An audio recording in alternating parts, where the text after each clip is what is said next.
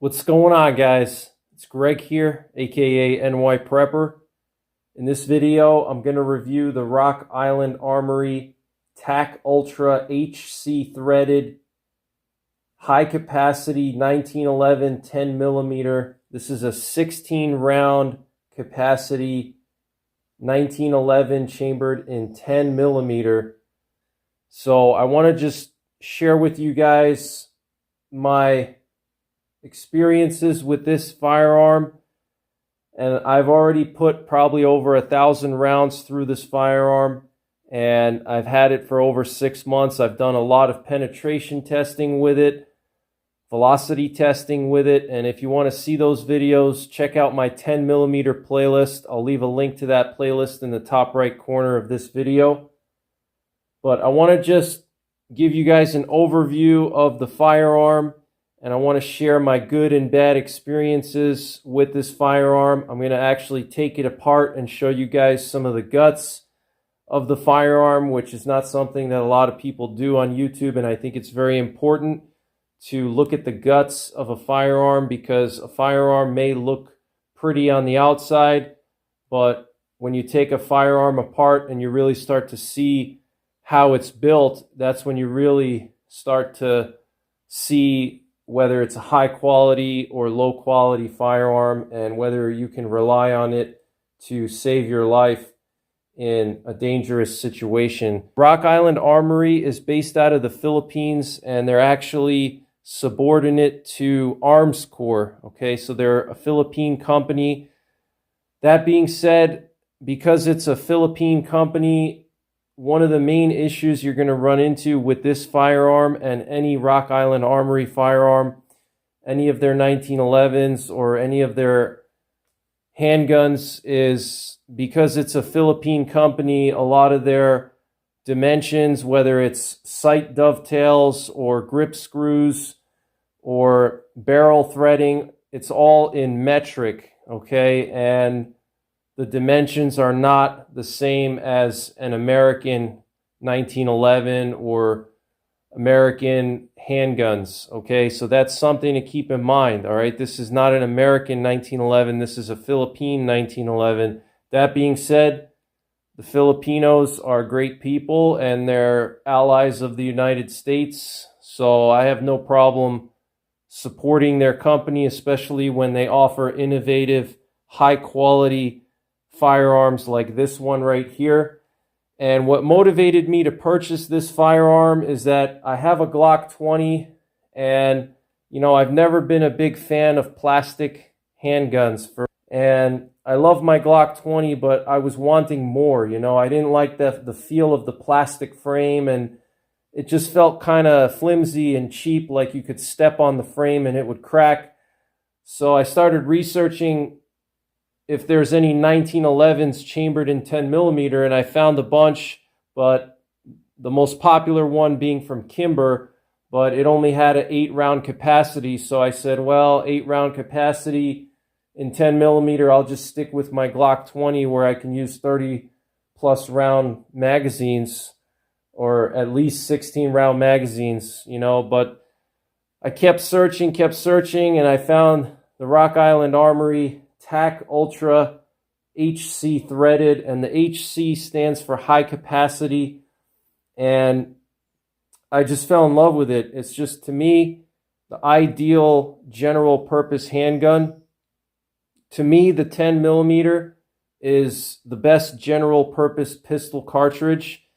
It's significantly more impressive than the 9mm, but it doesn't have a tremendous amount of recoil like a 357 Magnum or a 44 Magnum, but you get Magnum-like ballistics with the 10mm without Magnum recoil. So in my opinion, I'm a big fan of the 10mm.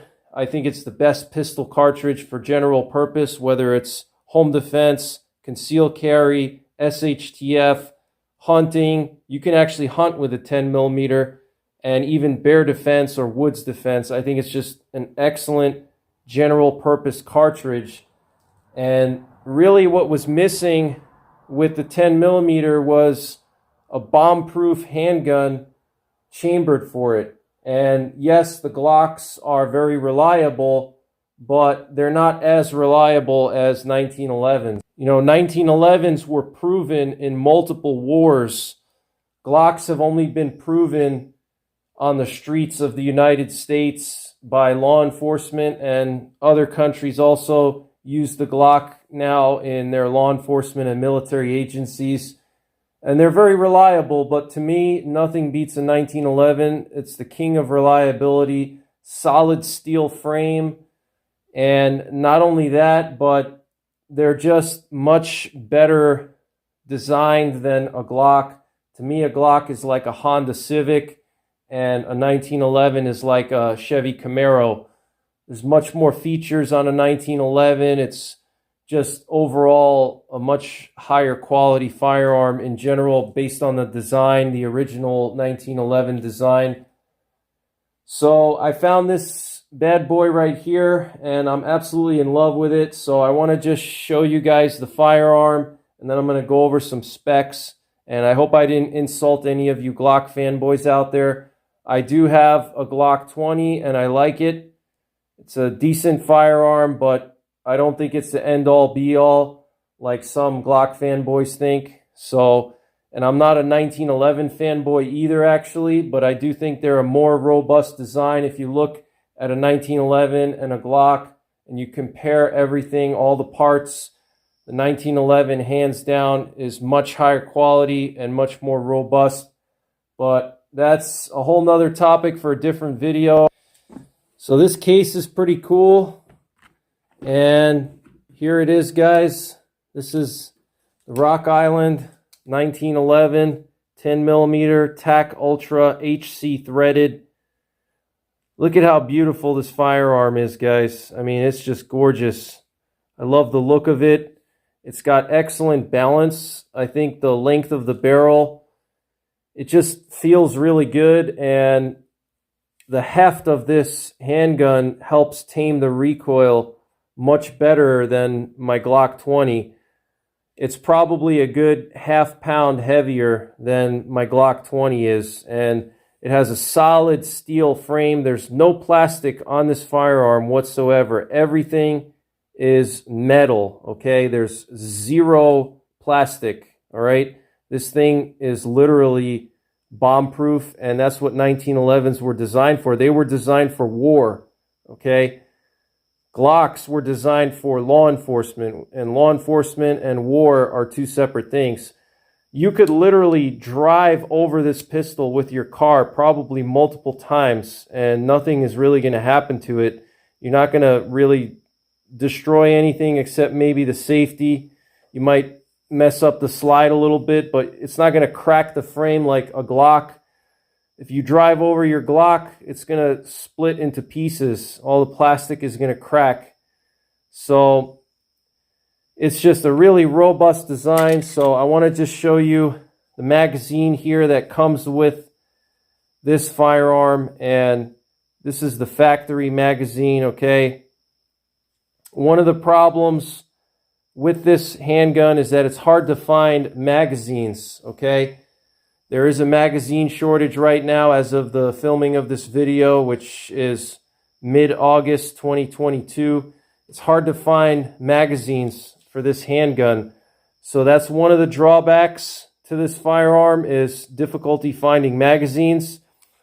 Another drawback, like I said, everything is in metric, and so your sight dovetails are not going to be cut for Novak specs, which is going to be a pain if you want to upgrade your sights from the factory sights. And by the way, the factory sights are great. I love the factory sights, but I changed them out for some night sights, and these are made by Ken Sight and Novak. I have a Novak front tritium night sight, and I have Ken Sight rear adjustable, fully adjustable rear sight. It's adjustable for windage and elevation, okay? It's got the white outlines, the tritium vials, and these are suppressor height. And you're definitely going to want to change out the factory sights at some point, especially if you want to put a suppressor on this thing, and it is made for that, okay? It's threaded, okay? And I want to put a suppressor on this handgun. All right, I'm actually waiting for one suppressor to come back from ATF jail so I can use this firearm with the suppressor. So if you're going to use a suppressor with this, you're going to want suppressor height sights. The factory sights are not suppressor height. So what that means is once you put your suppressor on, the suppressor is so thick, you're not going to really be able to use your sights that much, all right, because the suppressor is going to cover up your sights. So your sights are basically going to be kind of useless, and your pistol is going to function more like a shotgun rather than a pistol, okay? So what I did when I installed these aftermarket sights is I actually went to my gunsmith and I just had him remill the dovetails for Novak spec. And that's probably one of the first things you should do when you get this handgun. After you shoot it a little bit and have some fun with it at the range, take it to your gunsmith and just have him remill the dovetails for Novak specs, okay?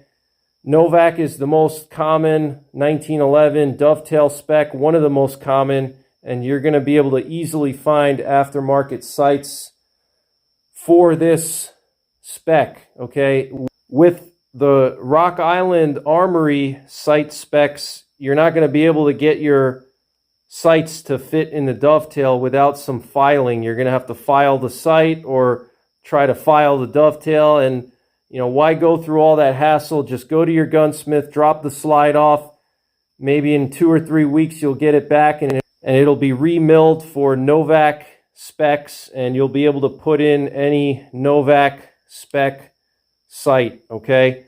So this is a solid steel handgun. Like I mentioned, it's Parkerized. It has these G10 grips here, which I really like. One thing about this handgun is that the grip is pretty thick, and I have big hands, so for me it's comfortable, but if you have small hands, you might have difficulty reaching the mag release here, okay? Even for me, with my hands being as big as they are, you can see how far my thumb goes, and I do get a good solid purchase on that mag release, but if I had shorter fingers, it would be a little bit difficult, and that's really unavoidable because this is a double stack 10 millimeter. So in order to fit 16 rounds of 10 millimeter, you need a big magwell here, okay? And speaking of magwell, I absolutely love this magwell. I mean, this makes reloading so much faster than with a Glock. Glocks have no flared magwell at all, which can be a little bit annoying when you're trying to do a quick reload. But this flared magwell just makes it super easy to slide in your magazine. It's just absolutely awesome. I love it. And going back to the drawbacks of this handgun, the grip screws are not going to be standard American spec grip screws, okay? These are threaded for 10 by 32 threads, okay? And they don't have bushings like standard 1911 grip screws have the bushings. These don't have bushings. These are literally just drilled into the frame and threaded, okay? So you can't replace the bushing. There's no bushing here, okay? It's just literally drilled into the frame and threaded, all right? So I might see what my gunsmith can do about that and maybe see if he can install some type of bushing that would allow me to change these grips out to maybe some aftermarket style grips. But honestly, these grips are fine for me. I mean, I think they're fine.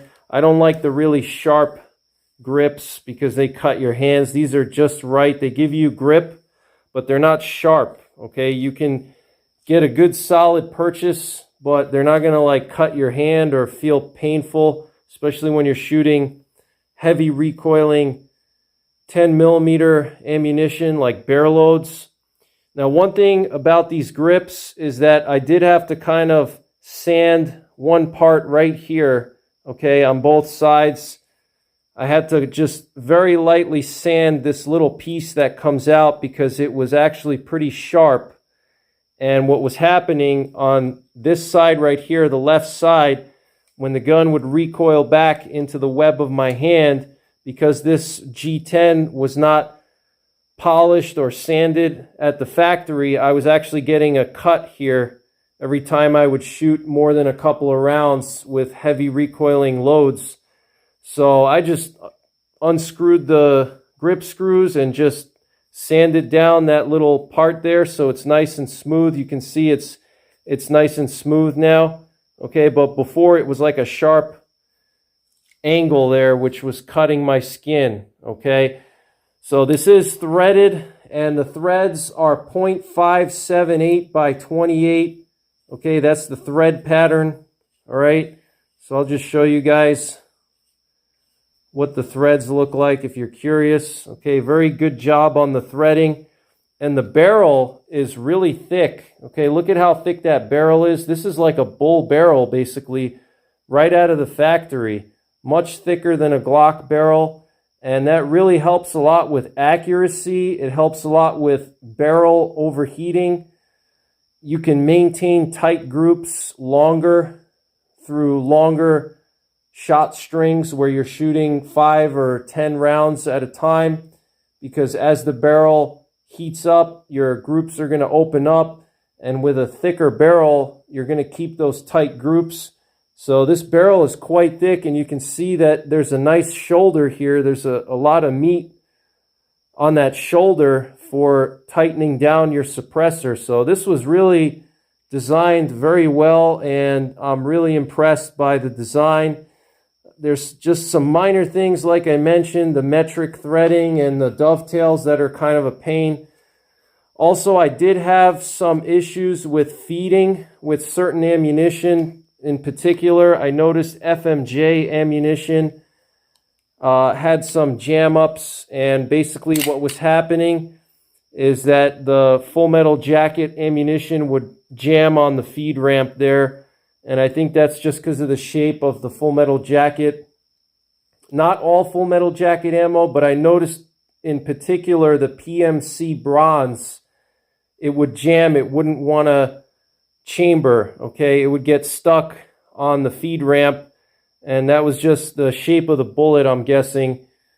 Probably the nose is a little too round and it just doesn't feed into the chamber well. Okay, so the PMC bronze, I would not recommend that ammo for this firearm because it will jam on you and you will have difficulties with it. It's also a very low recoil load, and this firearm has a very high poundage recoil spring. I don't know exactly what pound spring they use, but it is significantly stiffer than my Glock 20. You can actually feel it when you pull the slide back. It takes probably double the effort to pull the slide back than a Glock 20, okay? The tolerances are much tighter than a Glock 20 or any kind of Glock. You can feel the tolerances. When you pull the slide back, you can just feel the tolerances are just much tighter, which makes for a much more accurate firearm. And speaking of accuracy, this firearm is extremely accurate. I can get basically hole-in-hole groups easily out to 25 yards if I'm doing my part and following the fundamentals of marksmanship. But it does have a standard 1911 grip safety and ambidextrous safety, and listen to that safety, guys. It's very positive. Okay, it clicks nicely. You can hear it. It's also knurled. You can see the knurling on that safety, so you can easily index it in any condition, even if your hands are wet or whatever the case may be. You'll be able to get some purchase on that safety there. Nice hammer. The trigger is right around 6 pounds. I do have a trigger scale, and I'll show you guys in a moment the trigger poundage, but it's right around 6 pounds. You could lighten it up a little bit, and I might actually do that, but I do have this Olight flashlight here. This has a green laser. It's the Balder, okay? But there is a Picatinny rail here, and this rail is really long. It has a lot of attachment points, okay? You have 1, 2, 3, 4, 5 slots, okay? That's a tremendous amount of Picatinny slots. And I'll just show you guys what it looks like there. I mean, just absolutely fantastic. In my opinion, for the money, I think this is just really good. I think this is an excellent purchase for the money. It almost kind of looks like the RoboCop Auto 9. It's got a very interesting appearance with that Picatinny rail there. But it does have a full-length guide rod, and it's a steel guide rod. It's not plastic like on a Glock, which also adds to the reliability of this firearm. Okay, you got everything metal, zero plastic on this firearm, no plastic whatsoever. The only thing that could be remotely considered plastic would be the grips here, okay, the G10, but that's not plastic. So there's your guide rod there, okay? And the rifling is just traditional rifling. It's not the polygon rifling like on Glock barrels, which there's been some issues with the Glock polygon rifling when using hard cast loads. People have reported their handguns blowing up on them because the lead gets embedded in the polygon rifling and it causes overpressure, so you don't have to worry about that with this. This has traditional rifling, 5.5-inch barrel, so you're going to get really good velocities and good energy with this firearm. Okay, you're going to get what's printed on the box, or if not a little bit more than what's printed on the box. I have done a lot of chronograph testing with my Glock 20 and this, and I've noticed that the Glock 20 will actually be like sometimes 50 feet per second or even 75 feet per second less than what's printed on the box of most ammo companies. Versus the Rock Island, I'm always getting what's printed on the box, if not more. And I'll probably say that you get about 50 feet per second more velocity with this pistol than with a Glock 20. So you're going to definitely be able to clear 700 foot-pounds, which is like the gold standard for 10 millimeters, especially when we're talking about bear loads or hunting loads.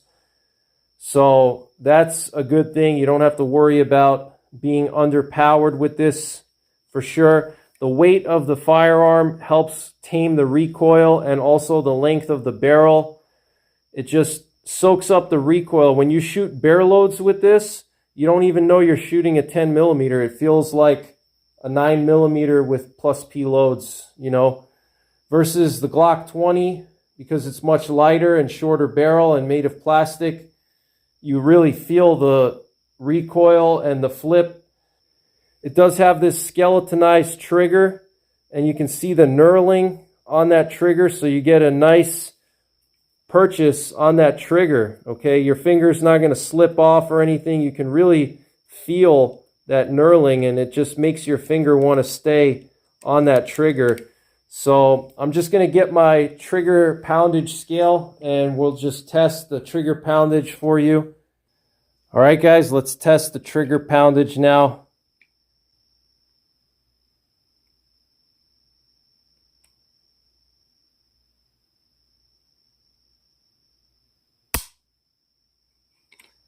Got about 6.5 there. Let's try it again.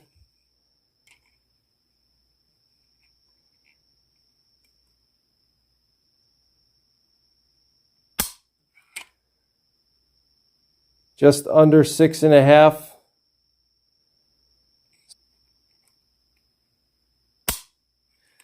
This one we got just over 6 pounds. So about 6 to 6.5 pounds. But this is a hammer fired pistol, which is much more reliable than striker fire. And the trigger, in my opinion, is much better than on my Glock 20. But I do have some other handguns here. I want to compare the size of this handgun to some other handguns. So here we have my Glock 20 Gen 4. And I'm just going to put it right on top of the Rock Island, and you can see pretty similar size, just slightly longer barrel, but more or less it has a similar footprint, okay? I'll show you guys up close.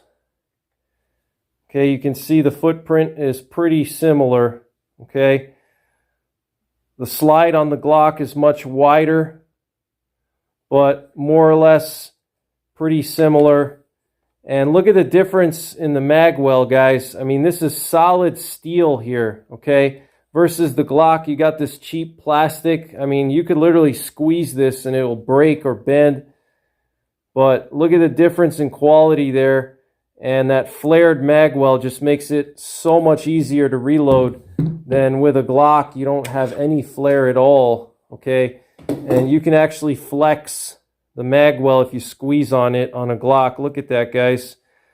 I mean, I know that Glocks are reliable, but to me, it just feels like a toy when I can do this with just my fingers here. I'm not even applying full pressure. I'm not standing on it or jumping on it. No problems here with the 1911. Solid steel. You're not going to do that. You could run this thing over with a truck and it probably wouldn't do anything. So here we have my 44 Magnum. This is a Smith & Wesson model 629 Performance Center with a 2 5/8 inch barrel. And let's just compare the size here. So the Rock Island is actually bigger, a little bit bigger footprint slightly than my 44 Magnum snub nose. You can see it's a little bit longer barrel, okay?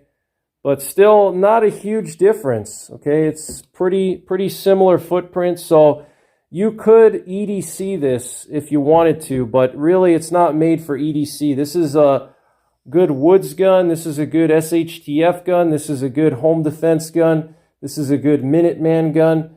Definitely not great for EDC. And a cool thing about the slide on this Rock Island is you got the knurling towards the muzzle end of the slide, which is nice because, you know, you can rack the slide from either the back or the front. You get a good solid purchase. Okay, on a Glock, you can't really do that because you only have knurling on the back. So you got to pull on it that way. It's a little bit harder to do it this way. I mean, you could if you have dry hands and the slide is dry and you got good grip strength. So I want to just share some of the technical specs here. So the overall length is 9 1/4 inches. The overall width is 1 1/2 inches. The overall height is 5 1/2 inches. It weighs 2.7 pounds empty, and it comes with an LPA MPS-1 adjustable rear sight. It is Parkerized. The barrel threading again is 0.578 by 28 millimeter, and the grip screw threads are 10 by 32. And I want to just show you guys the sights that come with this Rock Island 1911. This was the front sight here, just the basic fiber optic front sight. And I love these sights. They were actually really great. I was able to hit really good groups at 50 yards with them. This fiber optic is nice and small, so it doesn't cover up your target too much. And these white dots on the rear sight are just fantastic. You just line them up. And I was getting really good groups at 50 yards. And at the end of this video, I'll attach some clips of me shooting this firearm at different distances from 10 yards all the way to 50 yards. And you can always check out my 10 millimeter playlist, and you'll see videos of me doing various penetration tests and ballistics tests with this firearm. So I have no shortage of content with this firearm. So I want to just show you guys the rear sight. This is that LPA sight, okay, that comes with the pistol. It's adjustable for windage and elevation. You got your windage screw there, and you got your elevation screw on the top. But it was pretty much zeroed from the factory. I didn't have to zero it at all. Okay, it was dead on from the factory. So very high quality components. What I want to do is, before I show you guys the footage of me shooting this pistol at different distances, I want to take it apart and show you the internals. All right, guys, so I've taken down my Rock Island, and I've also taken down my Glock 20, and I want to just show you guys the guts of both of these pistols and the differences. Look at the Rock Island, the robustness, okay? First of all, look at the ejector blade on the Rock Island. It's super robust. No chance of it breaking at all. Look at that, guys. Just solid steel. Look at how thick that ejector is. Okay, look at that thing. All right. And now if we look at the Glock, all you got is this little thing right here.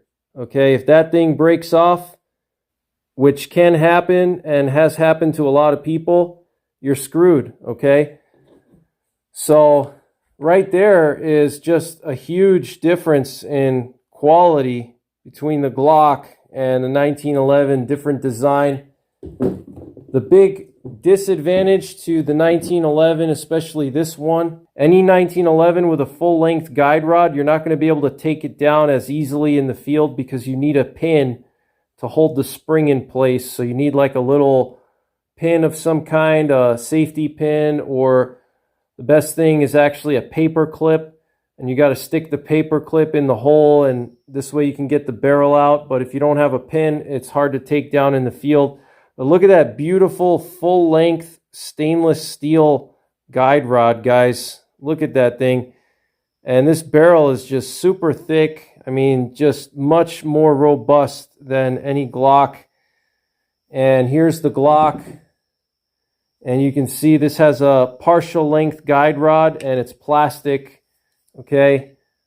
So big difference there. Look at the difference in barrel thickness between the Glock and the Rock Island. I mean, just a huge difference in barrel thickness. So that makes a huge difference when you're doing multiple shot strings. Okay. But just very high quality, guys. The ejector is very high quality. The barrel is excellent, very accurate. I didn't have any issues with it. But other than that, I think this is a great firearm. I highly recommend it. Again, some of the major negatives is the dovetails, not milled for Novak or American specs. So when you get your pistol, just send it right to your local gunsmith. They'll be able to remill that to Novak, which is what I recommend. Just have it remilled for Novak. You don't need to worry about upgrading your barrel like many guys. They buy aftermarket barrels for their Glocks. You don't have to worry about that here, okay? You already have a premium barrel in here, a bull barrel and regular rifling, no polygon rifling. You got yourself a steel guide rod, full-length steel guide rod with a high poundage recoil spring, okay? And like I said, with the grip screws, what I recommend you guys do actually is if you do strip these grip screws out, you're not going to be able to just go to Brownells and buy them, or most places are not going to have them because they have that odd thread pattern. So just go to Advanced Tactical, which is the distributor for Rock Island, or contact Rock Island Warranty and just tell them that you stripped a screw or you stripped 2 screws by accident and you need them to send you 2 screws. This way you have some backup screws, because I did actually strip one and I didn't have a backup screw and I couldn't find them on the internet. So just contact Rock Island through their warranty and just say, hey, I have 2 screws that are stripped and I just need some spares, or not spares, but I need replacements. Okay. So I'll just give you guys a close-up look here at the frame. Super high quality. Absolutely love it. And if you're looking for magazines, I'll give you guys a link to a guy that actually makes magazines for this pistol, and his website is called roninsgrips.com, and you can buy mags through him because it's hard to find the factory mags, okay? So in general, I think it's a great firearm and I recommend it for anyone. If you're looking for a 10mm, I definitely recommend you check out this pistol, and I recommend you purchase it, especially if you already have a Glock or some other type of modern design 10mm striker fire plastic handgun, and you're looking for something a little more old school. This is definitely, you're going to love it. and it just shoots so great in my opinion. The recoil is just very manageable. It's very smooth. Reloading is just awesome with that flared magwell. 16 rounds of 10 millimeter, and you're getting the full velocity numbers and the full muzzle energy numbers with that 5.5-inch barrel. And it is a thick barrel. It's not cheap and thin. It's not polygon, no plastic. Everything is just super reliable. Nice trigger. I think it's a great handgun, and on top of that, you can even put a suppressor on it. So I think it's just, in my opinion, a no-brainer. But that's pretty much it, guys. I hope you enjoyed this review. I'm going to be doing a more in-depth review of the Glock 20 and compare it to the Rock Island. But that's pretty much it, guys. Stay tuned for some footage from the range. Take care. God bless. And don't forget the 3 Ps. Prepare, practice, and persevere.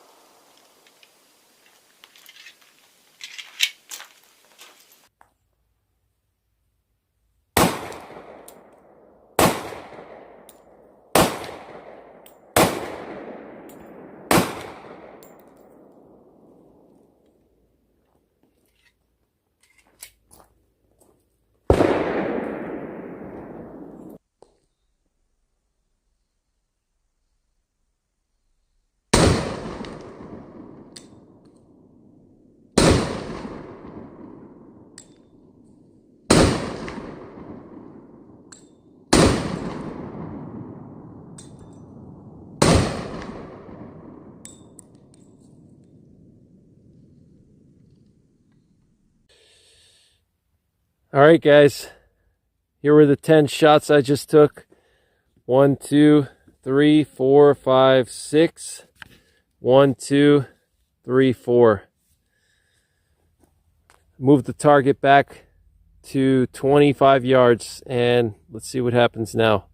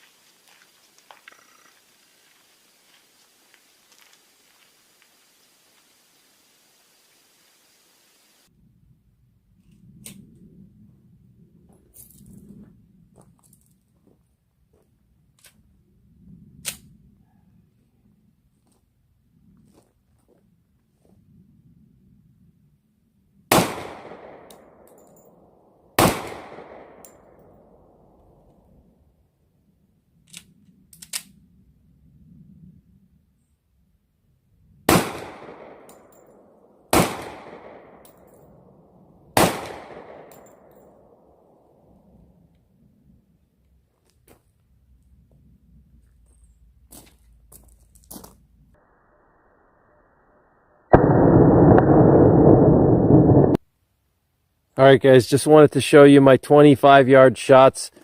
Took a couple shots at the head area. Of course, I missed one. I took 3 shots in the T-axis area, the neck, and got one there, one there, one there. I took a few on the head. Like I said, I think I hit like 2 or 3 on the head right here. Some of these were the existing shots at 15 yards. Then I took a couple shots at 25 yards at the center mass area, the chest cavity. And we got a bunch of hits here. So really just only missed this one shot. And I think that's just because I was rushing it. So love this 1911, guys. It shoots really good. For some reason, that PMC full metal jacket ammo doesn't feed well in this pistol. So I didn't have any problems with buffalo bore bear loads or Underwood ammo. Just this PMC, for some reason, it just doesn't feed well. The shape of the nose, maybe it just gets caught on the feed ramp for some reason.